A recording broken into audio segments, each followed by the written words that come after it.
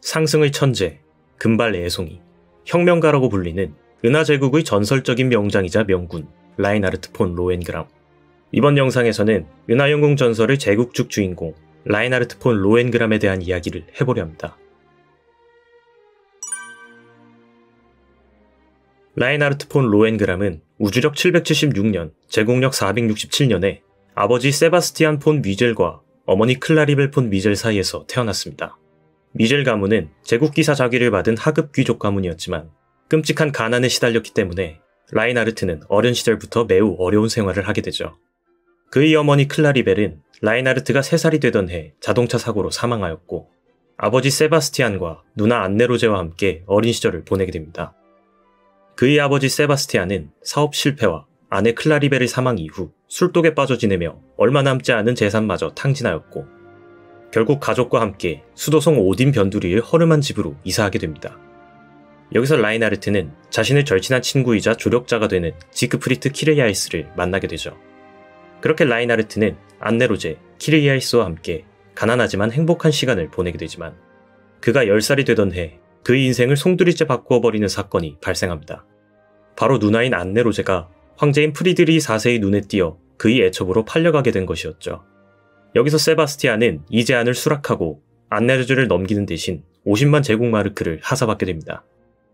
이 사실을 알게 된 라인하르트는 크게 분노하였고 제국을 무너뜨려 황제에게 복수하고 누나를 되찾기 위해 제국의 초급 사관 육성기관 유년학교에 입학하게 됩니다. 이때 라인하르트는 황제의 첩이 된 누나에게 부탁하여 친구인 키르야이스를 유년학교에 함께 입학시키죠. 유년학교에 입학한 라인하르트는 상급생들의 괴롭힘과 질투에도 불구하고 우수한 성적을 거두며 유년학교를 수석으로 졸업하게 됩니다. 유년학교를 졸업하면 사관학교로 진학하는 것이 관례이지만 빠르게 공을 세우고 싶던 라인하르트는 졸업 후 곧바로 소위로 임관하여 최전방인 카프체랑카 행성에 부임하게 됩니다. 이때 라인하르트는 기지사령관이었던 헬더 대령에 의해 암살 위협을 받게 됩니다. 안네루제를 시기하고 있던 베네민데 후작 부인이 암살 지시를 내린 것이었죠. 하지만 라인하르트는 키르야이스의 도움을 받아 위기를 극복하고 중위로 승진하여 구축함 하멜른 2호의 항해장으로 부임하게 됩니다. 전투 도중 함선이 조난당하는 등 여러가지 사건을 겪게 되지만 항성풍을 이용하여 탈출하는 데 성공하고 이후 대위로 진급하게 됩니다. 군무성 감찰직에 임명된 라인하르트는 또다시 베네민데 후작 부인이 고용한 암살자에 의해 암살 위협을 받게 됩니다. 하지만 라인하르트는 암살자와의 결투에서 승리하였고 암살 위협에서 벗어나게 되죠. 이후 만 16세의 나이에 소령으로 진급한 라인하르트는 구축함 에름란트 2호의 함장으로 부임하게 됩니다. 이때 미래의 부하인 렌덴캄프를 만나게 되죠. 라인하르트가 부임하자마자 동맹군이 5만 척의 병력을 이끌고 이제르론 요새를 공격하게 됩니다. 제5차 이제르론 공방전의 시작이었죠.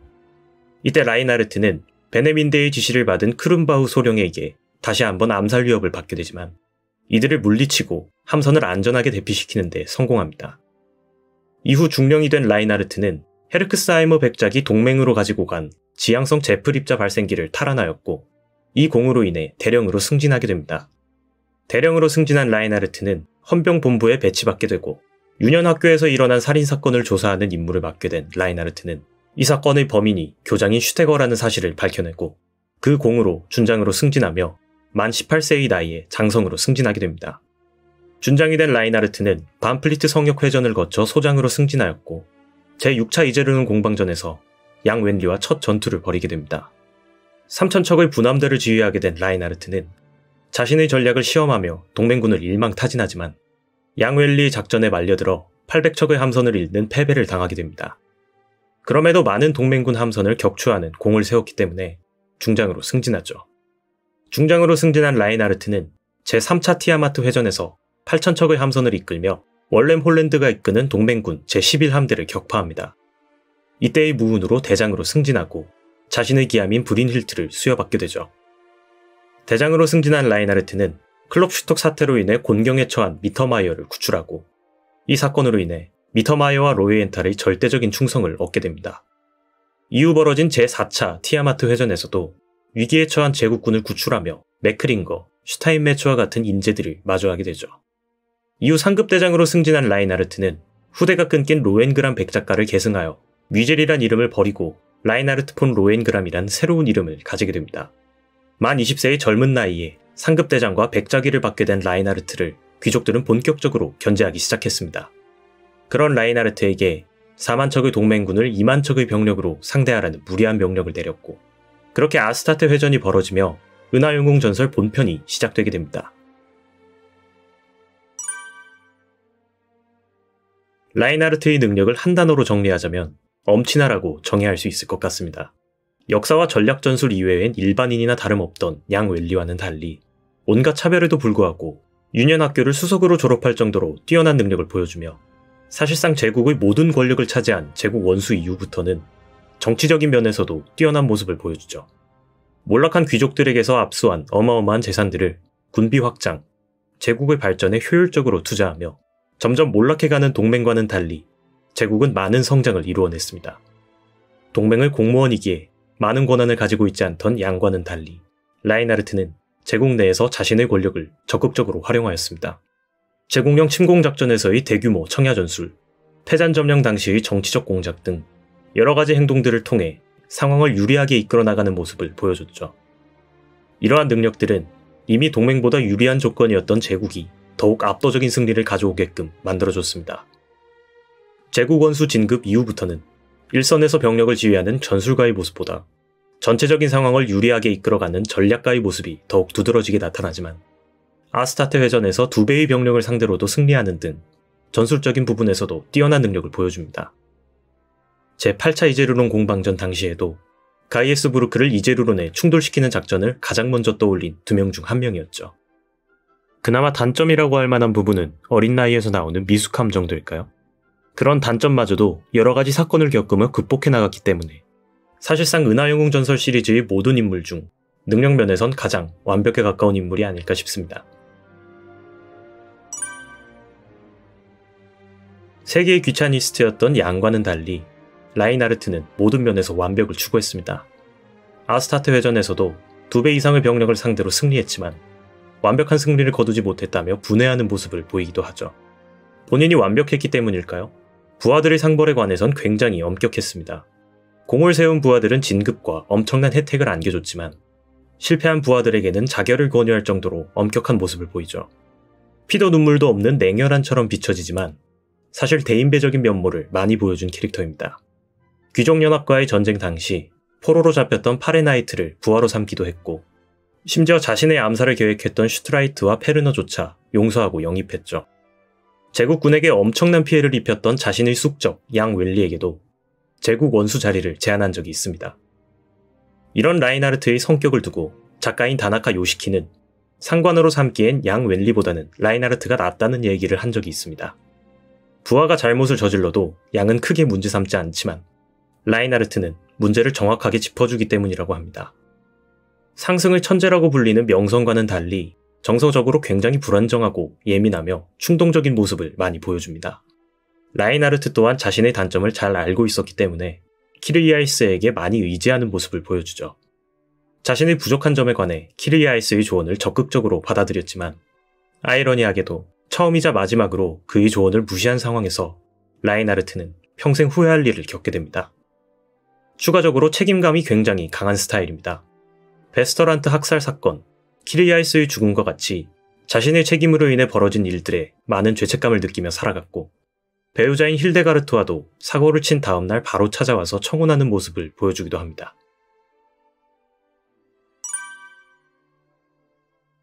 (183cm의) 장신의 금발벽안의 아름다운 외모의 소유자입니다. 그의 외모에 관해선 아름답고 야심찬 눈동자, 고대 조각가의 미술 작품 등 온갖 미사 요구가 붙을 정도이고, 적장인 양 웬리 또한 우주 제일의 미남자라는 평가를 내릴 정도였죠. 물론 양의 배우자인 프레데리카는 우주에서 둘째 가는 미남자라는 평가를 내리긴 하지만요. 작품 초반부까지는 비교적 짧은 머리이지만 중후반부부터는 어깨 밑으로 내려오는 장발을 유지합니다. OVA 버전에서는 장발 버전이 등장하지만 아직 리메이크 버전에서는 등장하지 않았기 때문에 개인적으로는 어떤 모습일지 굉장히 궁금하네요. 동맹의 양 웬리도 굉장히 빠른 진급을 한 케이스이지만 라인하르트는 그와 비교할 정도가 아닙니다. 15살의 나이에 소위로 임관하여 16살엔 소령으로 진급하여 영관, 18살엔 준장으로 진급하여 장성이 되었고 20살의 나이엔 제국 원수가 되어 군 계급의 정점에 오르게 되죠. 빠른 진급에 맞추어 20살엔 백작자귀를 얻게 되고 1년 뒤엔 공자귀와 함께 제국 재상의 자리에 오르며 군대와 정치 모든 분야에서 황제를 제외하고 정점의 자리에 오르게 됩니다. 그로부터 3년 뒤엔 은하제국의 황제로 즉위하며 우주 전체를 지배하게 되죠. 제국에서 군인이라는 직업은 다른 직업에 비해 비교적 실력 위주의 진급을 보여줍니다. 낮은 신분의 장교라도 공을 세우기만 한다면 제한은 있었지만 높은 위치에 오를 수 있었습니다. 그럼에도 불구하고 그의 진급 속도는 다른 사람의 질투를 살 정도였죠. 그의 빠른 진급을 두고 제국의 문벌 귀족들은 누나인 안네로제의 후광을 입었다고 평가했습니다. 이 평가는 반은 맞고 반은 틀렸다고 볼 수 있습니다. 본인은 부정하지만 실제로 라인하르트는 안네로제의 도움을 받긴 받았습니다. 일반적으로 유년학교를 졸업하면 준위로 임관하지만 안네로제가 황제에게 부탁하여 소위로 임관한 것이 대표적인 사례인데요. 물론 그 이후부터는 라인하르트의 능력이 빛을 발하며 빠른 진급을 이루어낸 것도 사실이지만 그의 빠른 진급엔 황제였던 프리드리히 4세의 영향도 제법 컸습니다. 실제로 백작이 또한 프리드리히 4세의 제안으로 계승하게 된 것이었고 이제르론 함락 이후 공석이 된 3장관 자리도 라인하르트에게 아낌없이 주려고 하는 모습을 보여주죠. 결론적으로 말하자면 라인하르트의 빠른 진급엔 그의 뛰어난 능력도 기여했지만 외부 요인에 의한 도움도 적지 않았다는 것입니다. 젊은 나이에 최고의 권력을 가지게 된 라인하르트였지만 전혀 사치를 부리지 않는 삶을 살았습니다. 이는 본인이 사치를 별로 좋아하지 않는 이유와 온갖 사치를 부리며 질병이 시달리다 사망했던 루돌프 폰 골덴바움에 대한 반감에서 나온 이유인데요. 당장 제국 원수로 진급하기 전까지만 하더라도 키르이아이스와 함께 군생활 초창기부터 거주하던 작은 하숙집에서 거주하였고 제국 원수로 진급한 이후에도 으리으리한 저택이 아닌 지급된 관사에서 지극히 검소한 생활을 보냈습니다. 황제로 즉위한 이후 황실과 관련된 모든 행사와 의식 또한 최대한 간소하게 진행했습니다. 앞으로 진행될 행사에 있어 관례를 만들기 위해서였죠. 패잔으로 천도한 이후에도 새로운 궁전을 짓는 것이 아닌 호텔이나 미술관을 개조하여 거주하였습니다. 이렇듯 새로운 궁전을 짓는 것에 회의감을 느끼던 라인하르트였지만 윗사람이 너무 검소하면 신하들이 여유롭게 살지 못한다는 글록의 조언을 듣고 그제서야 새로운 궁전인 레벤부른의 건설을 허락하죠. 이러한 라인하르트의 검소함에는 또 다른 이유가 있습니다. 정복군주로서 기함이었던 브리닐트에 탑승하여 이동하는 시간이 많았던 라인하르트에게 황궁은 큰 의미를 가지지 못했던 것인데요. 덕분에 브리닐트는 라인하르트의 죽음 직전까지 황궁이자 제국군 총본령으로서의 역할을 가지게 됩니다. 아이러니하게도 양의 능력을 가장 높이 평가했던 것은 동맹정부가 아닌 라인하르트였습니다. 누군가의 제한 없이 권력을 온전히 활용할 수 있는 자신과 달리 여러 가지 제약에 부딪혀 자신의 능력을 온전히 활용할 수 없는 양을 측은하게 생각했죠. 버밀리온 성역 회전에서 양에게 죽음을 맞기 일보 직전의 상황에서도 자신의 패배를 인정하려고 했지만 갑작스러운 동맹정부의 항복선언으로 승리 아닌 승리를 가지게 되자 분노하기도 합니다. 이후 벌어진 회담에서 양에게 제국 원수 자리를 제안하며 자신의 휘하에 들어오라 하지만 이를 거절한 양에게 내심 아쉬운 기색을 보이기도 하죠. 참고로 이 장면은 작품 전체에서 주인공 2명이 대면하는 처음이자 마지막 장면입니다. 처음 만나는 두 사람이지만 마치 오랫동안 알고 지냈던 친구를 만난 것 같은 감정 묘사는 은하영웅 전설을 통틀어서 백미였던 장면이라 할 수 있습니다. 양에 대한 라인하르트의 믿음은 퇴역한 양을 감시하던 랜덴캄프의 사망에도 이를 정당방위로 인정할 만큼 강했습니다. 하지만 일이 틀어지며 양과 또다시 전투를 벌일 상황이 되자 내심 랜덴캄프의 실패를 바랬던 것이 아닌가 하는 묘사도 있죠. 소중했던 사람들을 잃은 라인하르트에게 양은 삶의 목표였다고 할 수 있습니다. 양과의 전투를 앞두고 기대를 하는 듯한 묘사와 그의 죽음을 전해 듣고 큰 충격을 받으며 아쉬워하는 모습은 라인하르트가 양을 어떤 식으로 생각했는지를 잘 보여주죠. 실제로 양의 사망 이후 삶의 목표를 잃은 라인하르트는 병세가 더욱 악화됩니다. 제1차 라그나레크 작전에서 고열을 일으켰던 라인하르트는 양의 사망 이후 그 병세가 더욱 악화됩니다. 하지만 이후에도 친정을 이어가던 도중 시바 성역 회전에서 쓰러지게 되고 변의성 극중 교원병, 황제열이라고도 불리는 불치병을 선고받게 됩니다. 이후에도 양의 뒤를 이은 율리안과 강화회담을 하는 등 여러 차례 공석에 나서지만 결국 병세는 죽음에 이를 정도로 악화되었고 우주력 801년 7월 26일 측근들이 지켜보는 가운데서 사망하게 됩니다. 그의 나이 25세, 황제로 즉위한 지 2년 만에 벌어진 일이었죠. 그의 뒤를 이어 아들인 알렉 대공이 즉위하지만 아직 신생아였던 알렉을 대신하여 황후인 힐데가르트가 섭정을 맡게 됩니다. 안네로제의 동생이자 어린 시절부터 두각을 나타냈던 라인하르트였기에 수많은 직접, 간접적인 암살 위협을 받았습니다.